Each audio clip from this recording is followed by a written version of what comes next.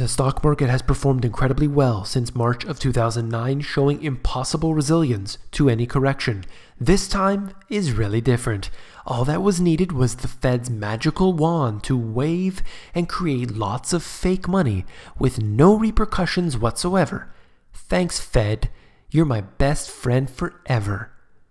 You came here for the truth, so let me unveil that for you. Today, we are going to look at the best performing asset since 2009, and it is, lo and behold, the S&P 500. That's right. They received more quantitative easing than any other market, and here we can see how that all works out.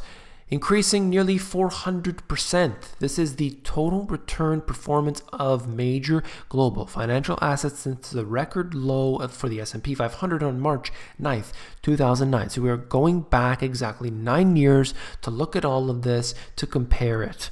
So you will see that the markets that had the most QE, that had the most intervention, easy monetary policies, guess what? They performed the best. Whether it's the US, Chinese, Japanese, or others, you just basically look at how much has been printed and then put into that system. So it doesn't necessarily need to be their own central bank, but how much of that fake money has gone into that particular asset, and lo and behold, performed the best.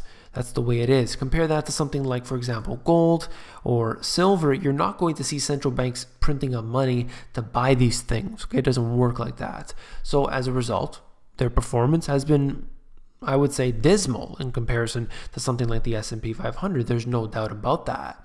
When you look at it, even compared to something like copper, which I recently covered on this channel, talking about the fact that it performed incredibly well. It beat out gold as an example during this time frame. Even looking at it from the 90s, you could see how much higher it has performed. Just looking at these different assets to compare them side by side is interesting. This is all in nominal terms, of course. None of this is factoring in inflation. All of this is basically just taking it for what it is.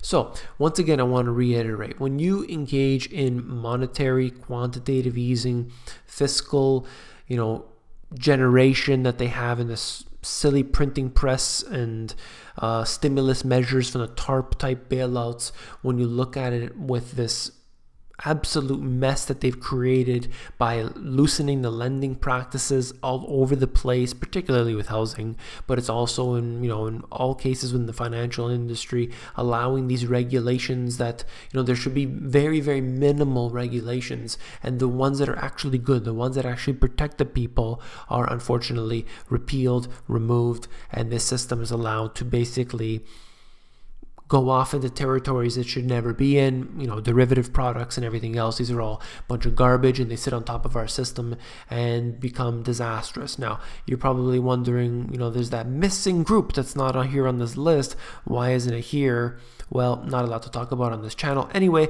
but Deutsche Bank didn't include it. All right, 5-year returns versus volatility. This is an interesting one because you look at volatility, it's on the bottom here. You look at return on the side. Generally, historically, the way that it should be is that there's risk reward, okay? So you take a risk and you hope, okay, this thing is a Hail Mary, this thing is going to make me, or I'm going to lose it all. So you take that risk. If you lost it, you lost it. That's just the way it is, right? But you can get some safe assets, right? You can put your money into something, okay, I'm only going to get, let's just say 1% on my money, but I'm guaranteed. So that's it. I'm good. I'm going to put my money there. Well, what if everything was completely flipped upside down? Look at this. Something that is seen as safe. I don't know how, you want to view that. But anyway, looking at this, the S&P 500 performed better than all of these other markets, whether it's emerging markets, whether it is the Latin American index here. Look at that case. In fact, it's negative. The volatility extremely high. The chance of failure extremely high. There should be that return possibility for you. You've taken that risk. If they don't default, you're able to reap the rewards. Not the case. You actually lose out. If you invest in something that's considered to be the safe haven, the S&P 500, somehow you're going to be able to get so much of a return. And that's what happens here when you engage in these quantitative easing monetary policies that have absolutely distorted markets altogether. When you engage in a policy that's bringing interest rates down to zero, everything gets thrown out of whack. It's free money. Suddenly, the market doesn't know what to do with that. Everything's all screwed up and nothing makes sense. They will literally have to rewrite the economics textbook. So anybody taking economics right now is completely wasting their time, I assure you. Bank of America, Merrill Lynch, bull and bear indicator, not something I really like to look at myself, but I thought it would be interesting to take a look at today. No worries, everyone, okay? No longer a sell signal. So we're good. Everybody dump your money in. It's all good. Anyway, I'm going to change it from here because I think these are funny. I think CNN Money has something similar, and I personally wouldn't ever go on anything based on this. I just wanted to show you a little bit of a show and tell. National income share of the rich is 1% for selected developed economies. And you'll see here, United States, absolutely off the charts. Insane. It's not exactly the same case. I mean, it has increased somewhat if we take it from the year 2000. Clearly, in Japan and France, they've been gaining as well. However, just compare that to the United States. The richest 1% is really taking a large piece of the pie. And what happened to the middle class? What happened to everybody can get a nice share of that pie and everybody is doing well? The 1%, they're doing well. The bottom, let's say like the next group, maybe like that next even 60%, hey, they're doing well too. But maybe not as well. But no, that's not the case. There's like that 1% group and there's the everybody else. Everybody else is just getting more, as time goes on, they're getting screwed over essentially. That's what's happening. S&P 500 companies foreign exposure by sector. This was interesting here because you can see that tech definitely is by far the leader in this. You also have materials and energy and industrials and so on. But what I want to note here is that imagine how this all plays in with one country negotiating with the other, not just with the tariffs and everything else, but when two countries are doing business, maybe they have businesses that they've opened up in a different country, or also think about it like the companies doing deals with materials, with different commodities and everything else that they're trading back and forth, how this all really plays out for the stocks, the individual stocks themselves. Remember that. That's a good thing to think about here. Okay. U.S. trading activity by region/country. So the EU here, I mean, obviously it makes up for a lot of countries, that's very clear, but the trading that's done between the US and the EU is massive. And I don't think a lot of people realize that. They're thinking that they're doing just most of their trading with, you know, North America and China, basically. But that's really not the case. You have to think about all of the markets that they are doing business with. So you can see that China here for imports more so than exports, that's for sure. But they do export as well. I mean, soybeans and other things are major exports to China. Obviously, Canada near the top of the list, Mexico as well. So you can see these for yourself if you're interested. Wanted to make sure that everybody knew that about particularly the EU. Peak globalization. Tariffs just 5% versus 60% after Smoot-Hawley. Look at this.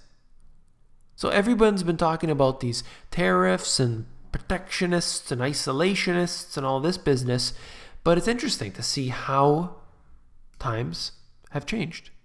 Maybe they've increased somewhat over the years, but look back in history. And I mean, obviously, where I'm pointing up at the top here, you know, things had happened, clearly.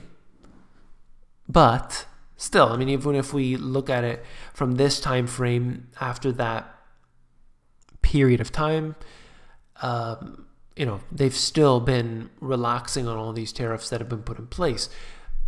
You know, it's there's two sides to the coin. That's for sure. I'll say that. There's good and there's bad, and I don't think it's one way or the other. I understand both sides of the discussion, that's for sure. I could see both sides, and ultimately I'm not a politician. It's none of my business in here, and ultimately governments do whatever the hell they want anyway. Household income expenditures by age groups. I didn't agree with this and wanted to show it to you. Household income, right? So the average income, that's the blue line, and the red lines are expenditures. Those individuals 75 and older, basically they redline at all times. They don't have enough money, their expenditures are too high, and they don't have any income. This here though, I don't know where these numbers come from exactly, but I would have to say that in most cases, these should be reversed. You should have it the other way around, because quite frankly, most people, they don't have any money. I guess they're including credit cards, who knows? All right. This is ultimately one of the most, it's frightening in a way, it's scary to think about, and it's a global epidemic when you exclude Africa. Okay? This is the 1985 to 2050 global childbearing population versus births per 5 years. And I want to focus specifically on births per 5 years. Looking at this, so you can see from this point on, obviously this is estimates, right? Based on the way it's going. This number has been declining rapidly over the years. The birth rates are dropping. Now, there are different reasons for this. There's chemical reasons, stuff that's happening, that's for sure. But there are also economic reasons as well. People can't afford it. You know, things have changed. People are having to go to school for longer periods of time. Then they come out of school, they're in debt, they're living with their parents, they can't move out yet, or they move out and they're in really serious debt. Either way, they're in serious debt after they come out of school. It takes them longer, they need to build up their career, finally get married. They're 35, 40 years old, they decide not to have children, and here we go. That's really what's happening on a different scale as well. So there's different things happening here, I understand that, and this is the case for Europe, definitely. Japan, obviously. Look at it in Canada. Look at it in US, obviously. You know, wherever you want to look. Australia, same situation. You look at Africa, different story. But when we exclude that from the equation, we can see where this chart goes. That's all for this video. If you found it informative, please give me a thumbs up. This information, I'd like to cover it every single day. I get into all kinds of different charts, different articles, different government documents, everything. And I hope you do like this information. I know that this channel has been growing considerably, and that's a good sign. It's a good sign for people who want liberty, who want freedom, who want good information, and they are sick and tired of the mainstream garbage. And that's what this channel is all about. So I do appreciate that very much. If you want to catch me on these videos, then make sure you hit that subscribe button. When you hit the button, you'll be notified of all my videos, and it's very important that you don't miss one, because I do this every day. So you want to check these out as often as you possibly can. I cover information like this, and I know that it will help you all very much. That's all for this video. If you found it informative, I know you'll find my books, The Money GPS, and my newer release, Global Economic Collapse, even more informative. There are links in the description where you can actually flip through these books. So that'll take you over there. There's a look inside feature on Amazon that's going to allow you to flip through the pages of the books to see if you like them. Take care.